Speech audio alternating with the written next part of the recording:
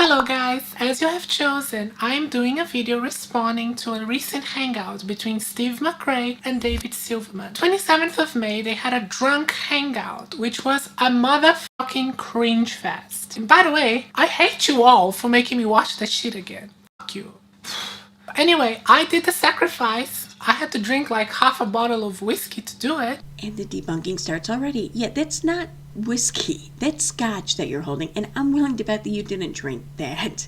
Not even scotch lovers can choke down a whole glass of Johnny Walker Black like that, let alone someone who calls it whiskey.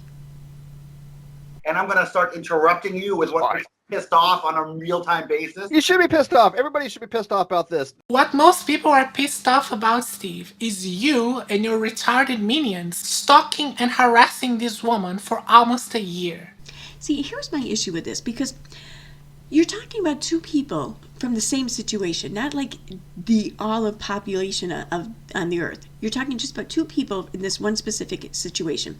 If you're going to call out behavior on one person and give them shit for it, then if you're going to decide to ignore that same behavior from the other party, then you should know that you might kind of look like a hypocrite and your bias is showing.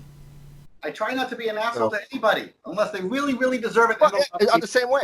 Steve, you proud yourself to be an asshole. I've seen you many times telling people that if they get offended by your assholeness, they should just get over it. Let's read that screenshot. I only want followers who accept that my Twitter page is not PC, not politically correct. I will use harsh language and say things that may shock or even offend some people. Get over it. If you're following me merely to be offended, that is on you, not me. So here he is giving a heads up, giving notice to people that if they follow him, they may be offended. And whatever. Here's your warning. What a dick. Which is something I find pretty funny, coming from the most sensitive, precious little daffodil I ever came across in my entire fucking life. Ask yourself something. When in your life, when you've heard a man being referred to as a delicate daffodil flower or whatever, when has that not been an insult to their masculinity and a way to demean them? When has that not been a sexist remark? Anyway, here is a compilation of tweets of Steve McRae being an absolute jerk to people for no reason other than just disagreeing with him. The problem with sharing a bunch of screenshots like this is you never know if the person who made these tweets, if they were acting or if they were reacting. See, there's no context provided. We have no idea about what was being discussed with whom and what the person said to Steve before or even after these tweets. This is the kind of stuff that biased people do. Not that it matters, though. So what if he's an asshole? Who cares? This isn't about whether or not he's an asshole. Katie didn't just go around on social media and just say, he was an asshole to me. No, that's not what this is about. The Me Too movement is wonderful, and I think that women should speak out. But there's a dark side of that. And the dark side of that is that there have been false allegations. Yes, some women can make false accusations, sure. It's a shame because it diminishes the victims that have actually been victims of sexual harassment and assault. Oh, I totally agree, but McRae's behavior shows that he doesn't agree with that at all. For example, when his co-host Cheshire made false sexual assault allegations against biologist Fiona Robertson, McRae said nothing about it. In fact, he corroborated her lies. That's it.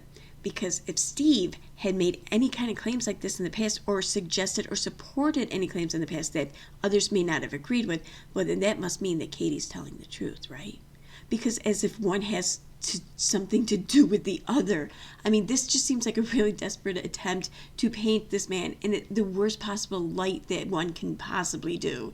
Furthermore, I want to point out that basically, if one has been incorrect at all in the past when making or stating such things, then don't you dare come back and say or make a claim of it happening to you. I mean, that's one hell of a purity test.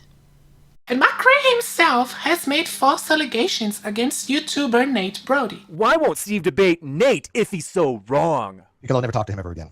Simple as that. I mean, if it's a good argument, hey, somebody else can run it, but I will never talk to that particular person ever in my life again for very specific personal reasons due to harm to me and my friends and my loved ones. When people pressed McRae to produce some sort of evidence to confirm that Nate Brody has in fact harmed this woman, Sweet Heathen herself backpedaled on those accusations. Do you think Nate Brody has actively harmed you directly and or somebody you've cared about? I would say that he has tried to actively hurt me. Well, I mean, ultimately, at the end of the day, no, it's important. It's an important distinction. So, you're full of shit, Steve. This is another argument that just kind of confuses me as to why it's even here. She's talking here about Steve and another dude debating something. Okay, and at the end of that clip there, the woman clearly states that this guy, whoever it is they're talking about, that he tried to cause whatever this harm is that they're talking about. Well, if he tried, then that would mean that his intent was there. Since when is intent not enough to determine whether or not someone's character is acceptable to you or not? She literally helped him get away with stealing $60,000 in my channel by continually tweeting out that I was committing medical fraud and all this other stuff. But then when people weren't buying that in a live chat, 5 days later on June 15th, she threw out allegations of sexual harassment. Let's see exactly what Katie Joy has said in that live chat. In the video, Resurrection, streamed on the Non Sequitur show on the 15th of June of 2019, at around 44 minutes, Katie Joy Paulson, here identified by her channel Without a Crystal Ball, says, Steve said incredibly inappropriate things to me before and after streams. I know what he's talking about. And around 2 minutes later, she says, talking about his penis. Hold on, wait a second.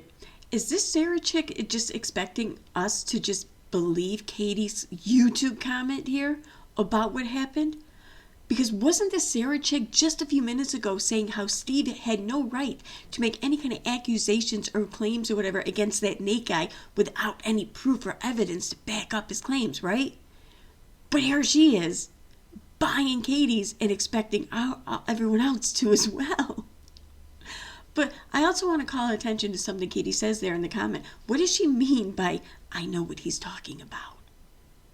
Now, McRae pretty much admitted on a live stream on December 24 last year that he did say that. But there was only so many panels of image to go around, though. I mean, just... Well, yeah, he needed somebody who wasn't going to be doing flat earth shit. Yeah.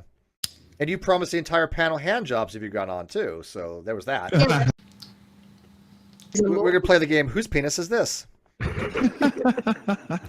I said penis again, but again, I'm saying it live. I'm not saying it pre-show. I'm going to try to avoid ever saying the word penis live before a show, just so everybody can say, Steve said the word penis. Why looking at me in the camera? Oh wait, and you have to be on the screen right now. There you go, dick's on the screen. Stop talking for a second. Wait. Yikes. Wait, were these clips supposed to support what Sarah just said there? She says that Steve admitted so much is on this stream and whatever. But these clips show nothing of the sort. It's not even discussed. What the? Try harder, man.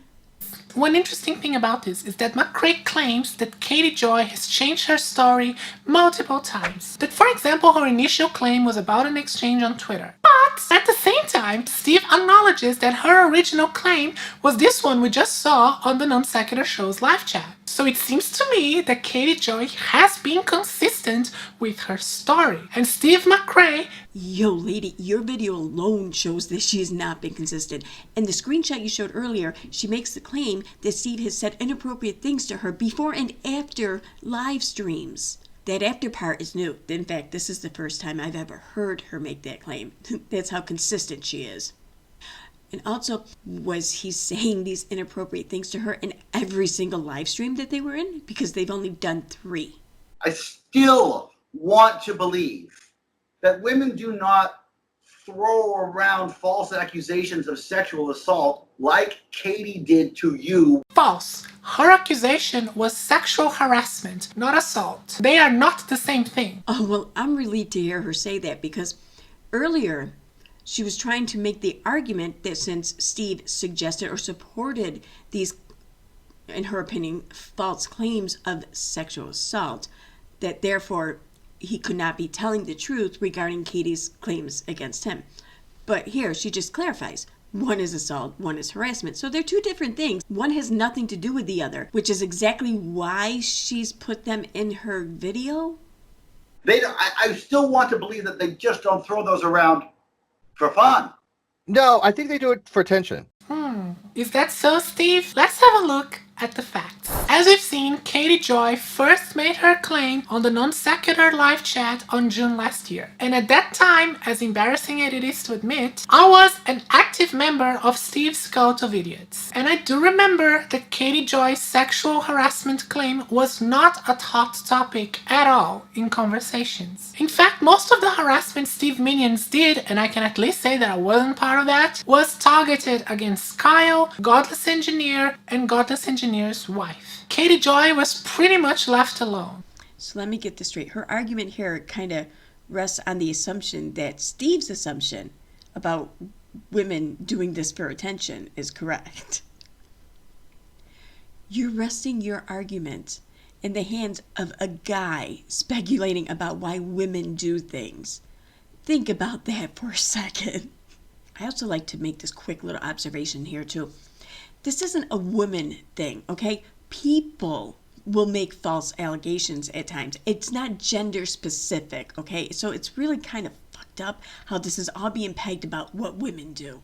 Just saying. But around 22-23 of September, Katie Joy made a video apologizing to Steve for claiming that he had defrauded the VA or whatever. And I tweeted that video praising her for doing the right thing and apologizing to Steve for spreading false information. And most of McRae's fans and McRae himself were ready to let it go and move on. But this person here, a notorious Katie Joy stalker, was the one who started to throw fuel in the dumpster fire. And this person very cleverly went to McRae and said the exact words to get McRae to go after this woman. They said, "Personally, I find letting one with a proven record of at least abusing her platform to make exaggerated accusations off the hook as her current target's no longer Steve a bit unethical." To which McRae responded, "I am astronomically ethical."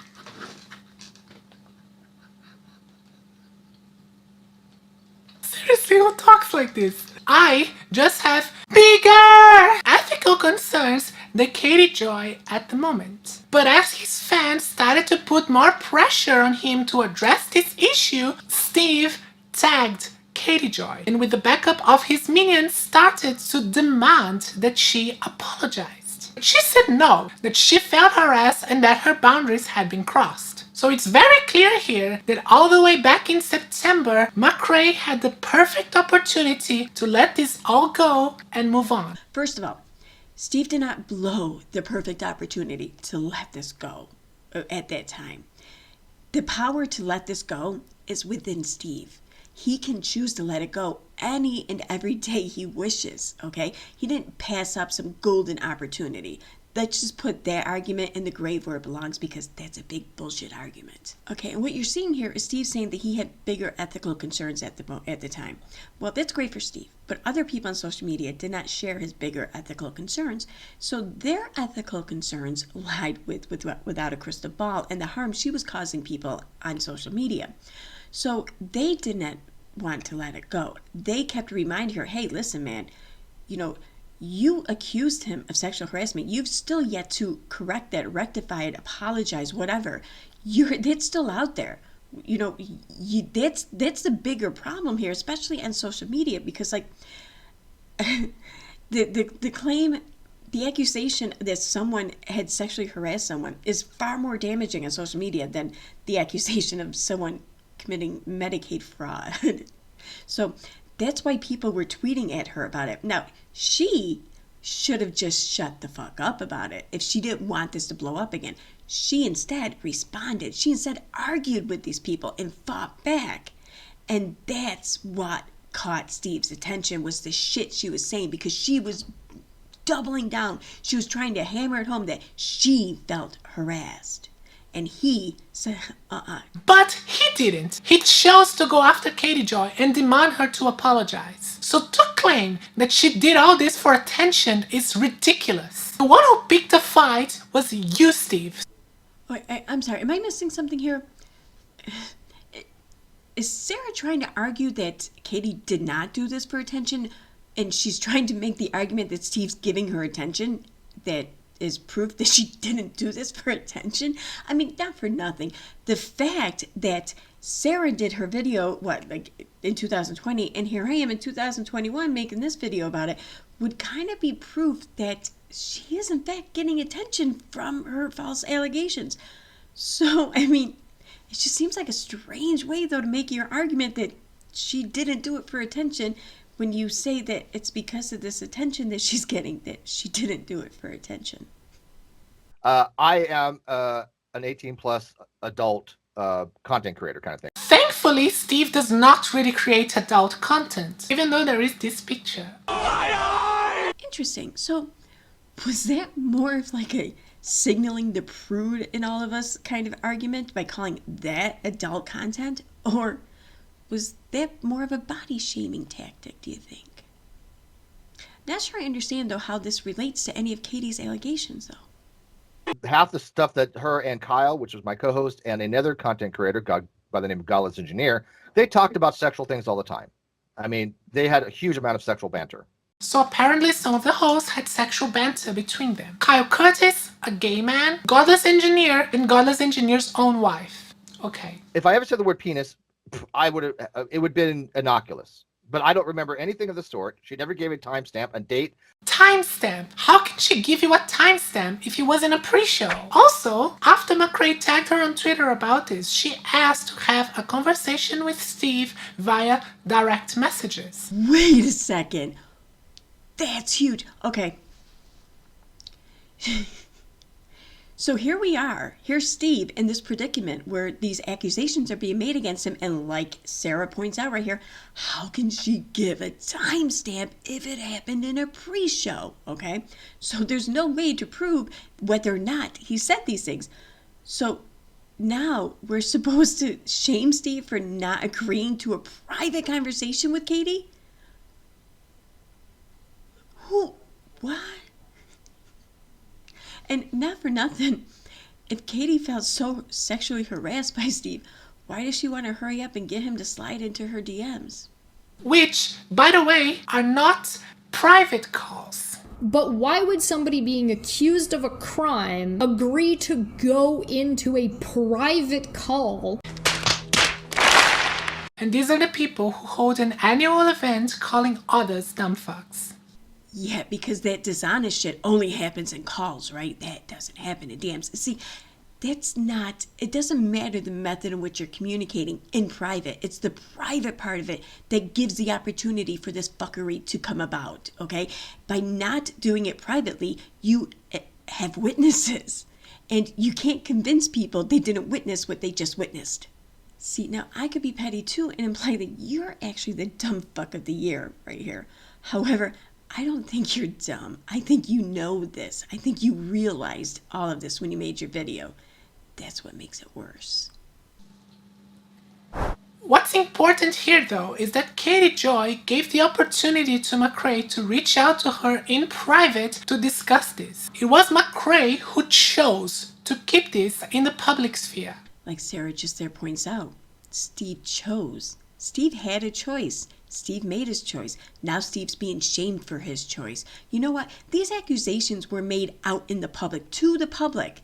So, yeah, you know what? The amendment of these accusations should be made and done in the public. So again, the evidence is very clear that Steve McRae was the person who escalated this whole situation. Wait a second, so I'm confused here.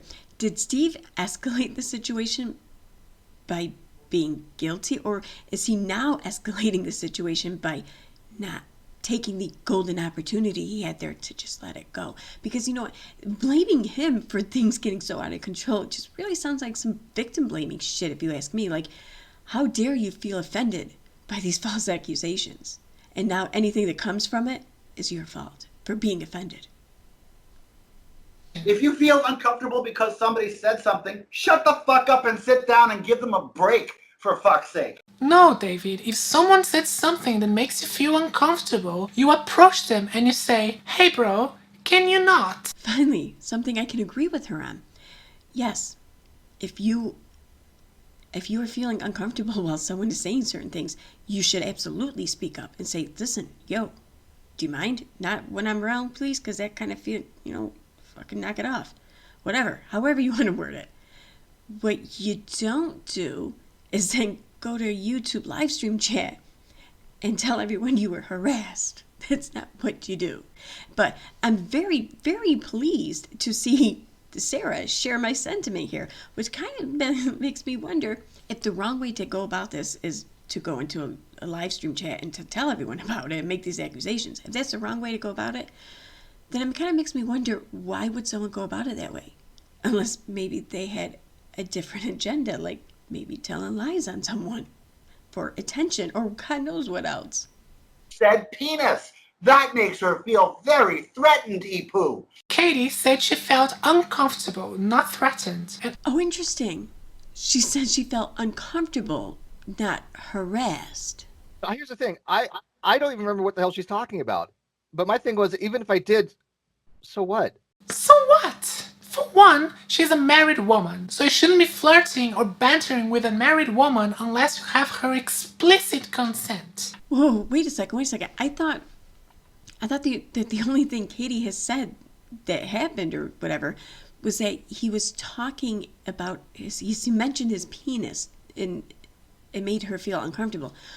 She never gave specifics, so why are you just assuming that this was something that he should have known better than to discuss with a married woman?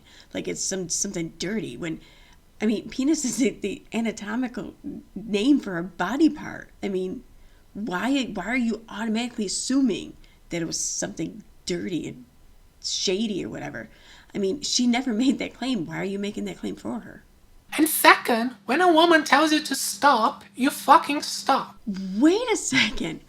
She told him to stop and he didn't? This is the first I've heard this. Who exactly is making this story up as it goes? Katie or Sarah? I actually have women in my life, and you know what? I've asked these women for consent to banter with them. Well, Steve, you insinuated earlier that it was okay for you to banter with her because the other hosts did it and because you have an adult channel, so she should just suck it up. Oh, wow. So she must have been one of the only people on Twitter who didn't read his asshole tweet there where he warned everyone, if you're going to follow my social medias, well, I'm not politically correct. If you're offended, get over it. Apparently, Katie's like one of the only people who didn't read this one, right? Okay. He never insinuated to her that this was something she had to deal with or put up with. That was never said, stated, or insinuated, okay? It's an adult channel with adults about adult content. She should have expected some adult conversation. And that stands to reason whether it's during a live stream or before a stream or the newfound after a stream, whatever, okay? It's his channel. He doesn't have to change his channel to suit her delicate sensibilities. She can just leave.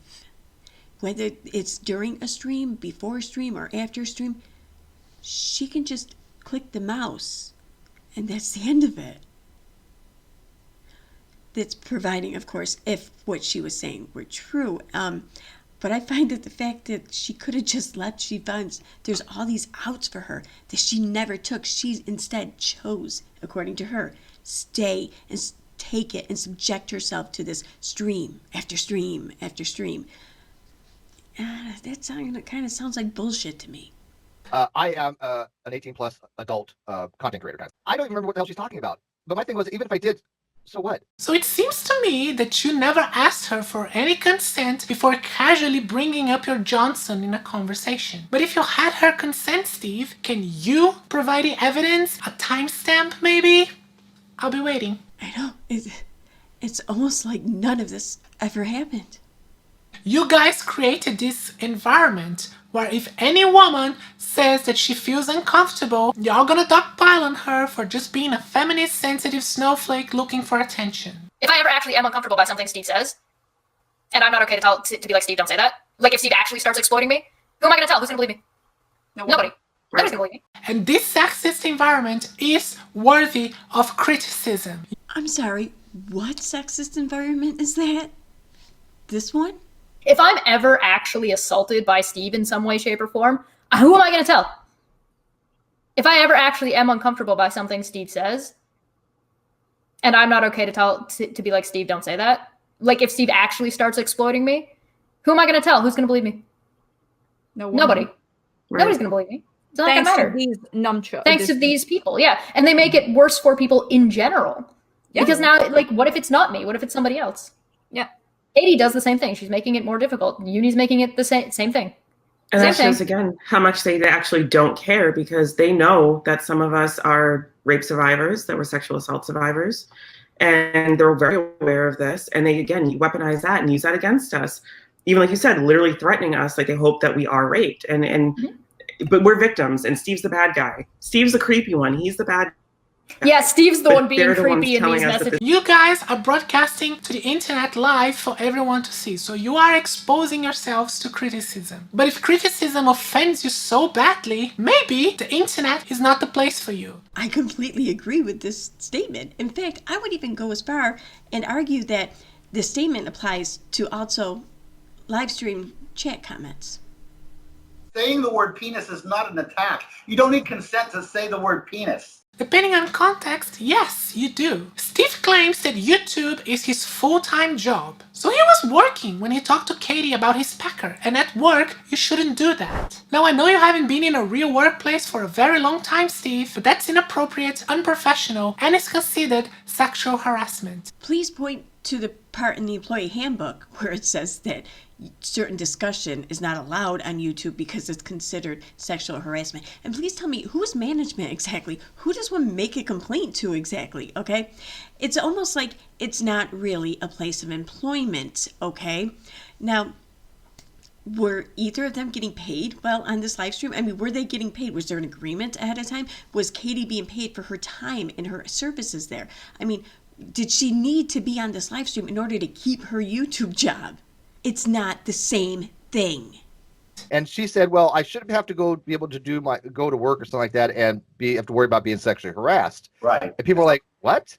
First of all, what are you talking about? I just explained it. Your explanation was just shit. Then she changed her story to it was doing a pre-show.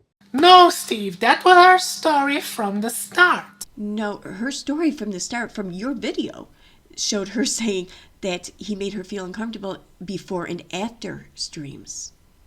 After. She said then it was in a live stream. It's not absurd that she referred to a pre-show as a live stream. It's all in the same call. The difference is that the live stream is when you are actually broadcasting. The difference being an untold number of witnesses to the discussion taking place. I mean, it's a really big difference when it's this one difference that can make or break these claims. Say that we have to believe all women. All women are oppressed. All men are pigs. Yes, all men. Hashtag not all feminists. Now, in part I agree with Silverman. I do think some feminists put women in a pedestal and are very demeaning of men and masculinity. I do think that's the problem, and it's one of the reasons why I prefer to not call myself a feminist. Even though in this video I clearly showed that I have no problem whatsoever with degrading men or their masculinity. And I also showed that I completely put women up on a pedestal when I expect different rules of engagement from men than I do from women. Katie has said that she had no witnesses. That's why she never made a formal complaint, because she can't prove it. Okay, 2 questions. 1, who would she have made a formal complaint to? And 2, well, because she said that she can't prove it, therefore we should believe her?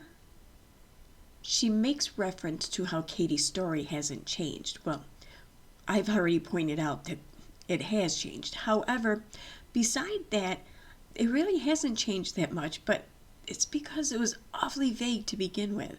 Her story has always been, for the most part, that he said things that made her feel uncomfortable. He talked about his penis. Well, yeah, it's going to be kind of difficult to trip over yourself and screw up that lie when it's very vague. I mean, it's hard to screw up or get that story wrong or misremember it incorrectly when it's not really a story to begin with. Okay, and lastly, I want to point out how even though there's nothing to suggest he ever said anything of the sort, and in all likelihood, he said nothing of the sort.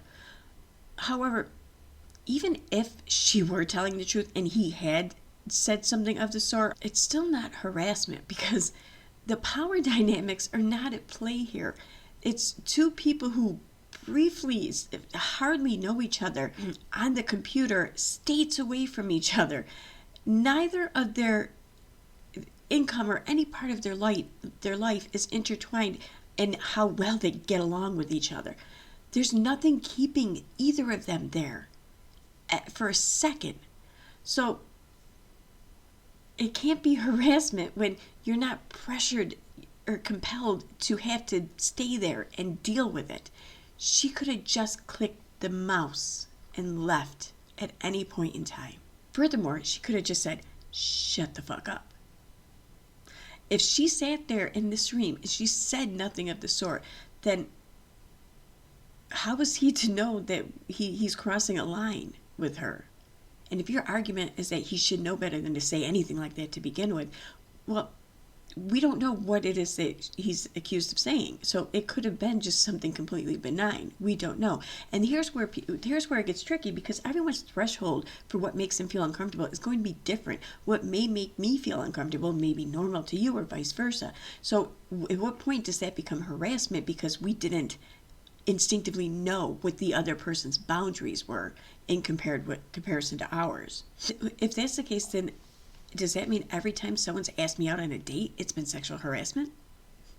No, it becomes harassment when you make it known that the behavior is unwanted and then it continues. That's when it's harassment. This wasn't harassment. This was nothing, actually. This was just fucking nothing. There were bits and pieces of this video where it touched on the false reporting stats regarding crimes like sexual assault and everything. I want to just point out two things here. One, this is not sexual assault. This is sexual harassment.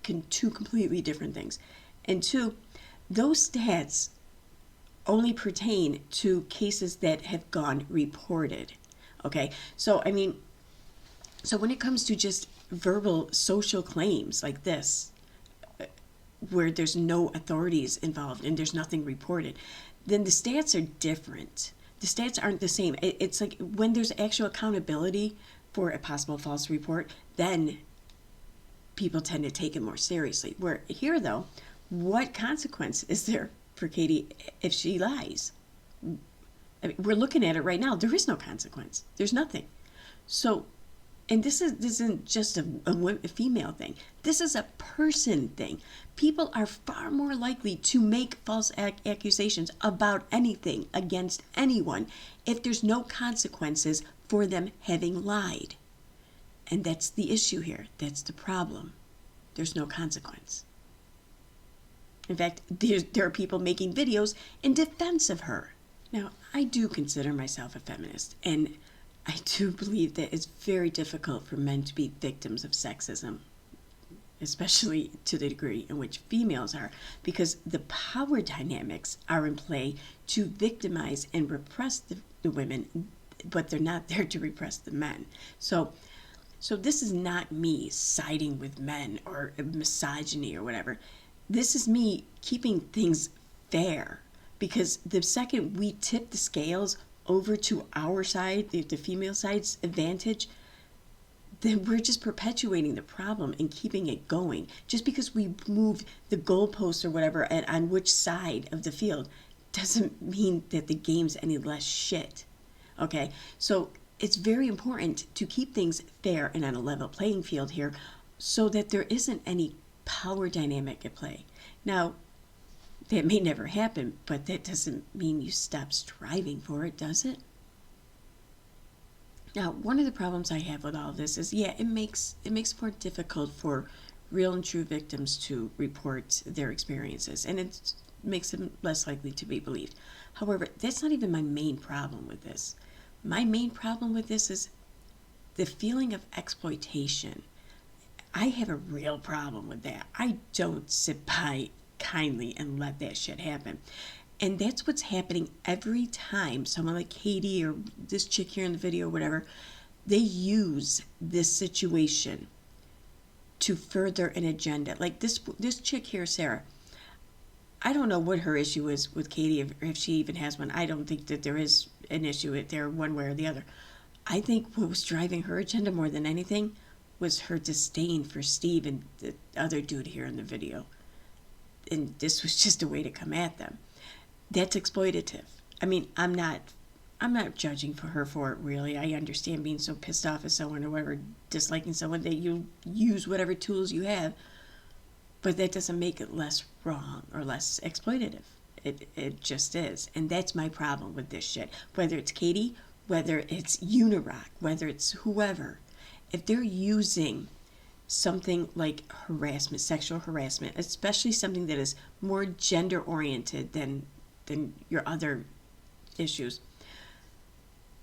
and I am of that gender, yeah, I feel like I'm personally being exploited, and I'm not gonna just sit by and keep quiet over that. So that's my video.